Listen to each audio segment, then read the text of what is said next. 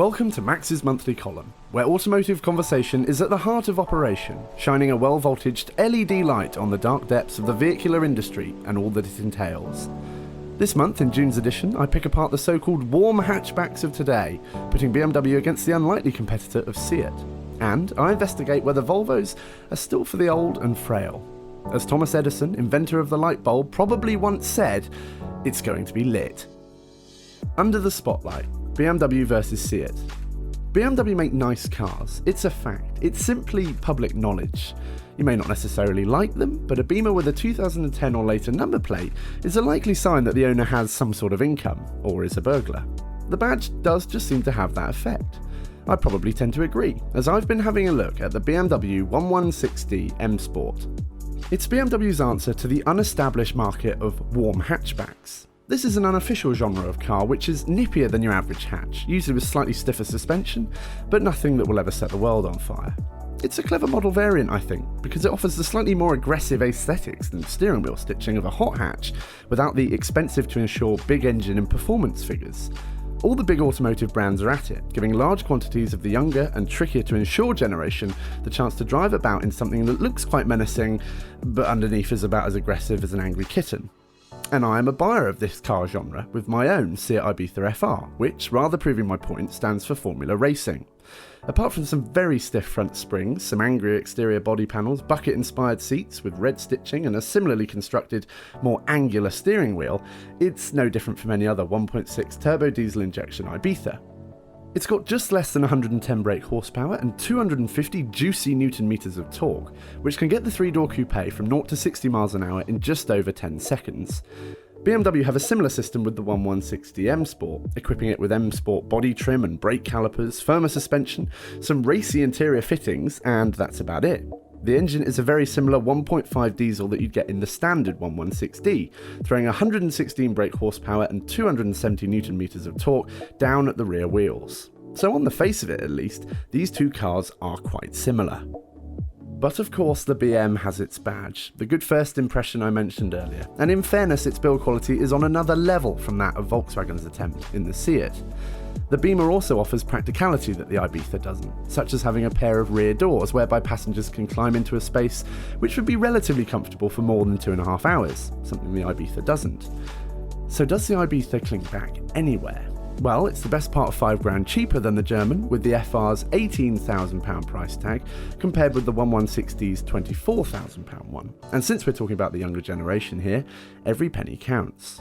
Rather obviously, the Ibiza is cheaper to insure in Insurance Group 14, 2 groups lower than that of the BMW.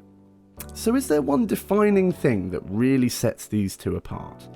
What about, we thought to ourselves while stood beside these two very cars on a Devonshire hill, a drag race? All the best car comparisons need one, really. So, we borrowed a piece of private, dead straight tarmac, commonly known as a runway, and we did one. The hand of our underpaid race beginner dropped and the two cars tore away. I was surprised at the wheel of my SEAT to find it was a little bit faster through the gears to third, making the most of its lighter weight.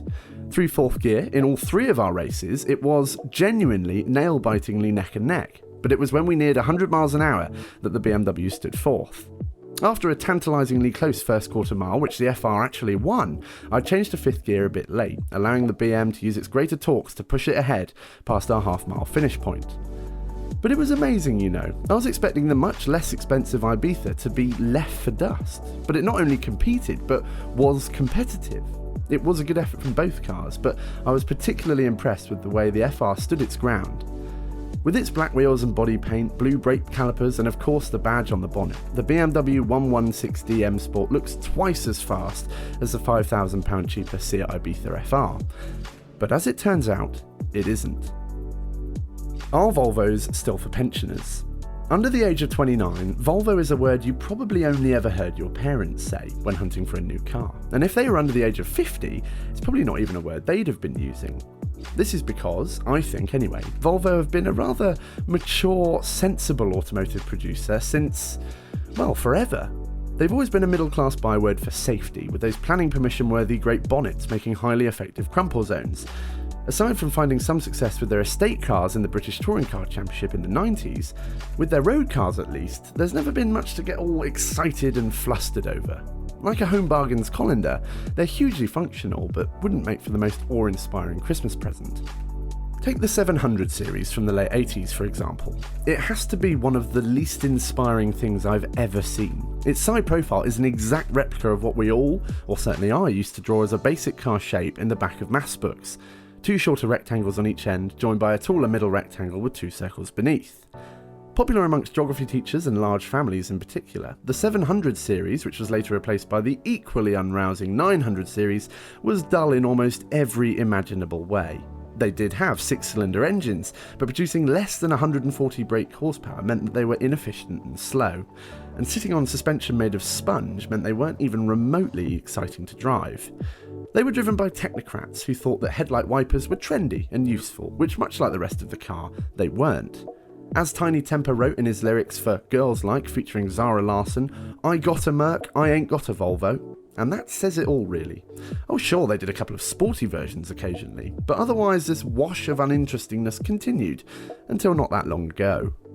In 2016, Volvo released a facelifted version of their flagship XC90, which was, as far as I'm concerned, the first really good looking thing they'd made in as long as I can remember. Even previous XC90 models hadn't had the aesthetic ability to turn heads, but this new one, with its striking LED strip headlights and less boxy general vibe, was quite the contrary. And I think this was a huge step in the right direction for the part Chinese, part Swedish-owned Geely Volvo group. Regardless of a car's actual driving capability, the first way to catch the attention of potential buyers is to offer a car worth looking at. Channel 4 even decided to use a fleet of the more handsome models in their new, and more importantly trendy show, Hunted.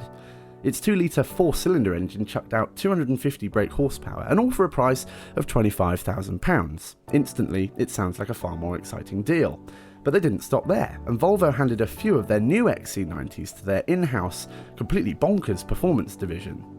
Polestar Engineering made a small run of red meat editions, turbo and supercharging the 2-litre engine to give it 420 furious Swedish brake horsepowers. This newfound power was courtesy also of an electric motor, making it a hybrid SUV that could also do 0 to 60 miles an hour in 5.5 seconds. I can only imagine that one of the Polestar engineers put additions in one of the Volvo boss's drinks at the Christmas party. Who knows, but finally there was a reason to be interested in a Volvo. So would this new age last? Well, to be honest, yes. Standing by the principle of LED-infused, less box-like car design, Volvo are on a bit of a roll, I think. Take the new V60, which, despite being an estate, is a wonderful looking thing.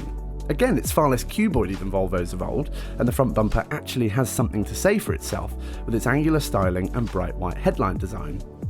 I had a go in the D4 version, with just less than 200 brake horsepower from its 2-litre diesel engine. It doesn't offer quite the same driving feedback or accuracy of an Audi or BMW, but that will never be the point of a Volvo. Nevertheless, it feels like it wants to go somewhere, and it does do all it needs to, such as offer a comfortable ride. I was most impressed with its tasteful interior with stylish, well-built aluminium aircon outlets and entirely digital driver display. Gone, thank goodness, are the days of silly wipers on headlights. And to prove this new stylishness is widespread, the same can be said for the new XC40. It's a fabulous looking car with its slightly more juvenile outlook and stocky design. I'd say it's one of the best looking SUVs around, bettering much more expensive models like the Range Rover Evoque. Truth be told, the vast majority are not overly interested in how good a car is to drive, whereas aesthetics are instantly noticeable. The look of a car is the very first impression we take of them, and with Volvos of old, that impression wasn't enough to spark excitement. So although Volvo have work yet to do on performance, they have given anyone under the age of 35 a reason to notice them. And I'm glad about that.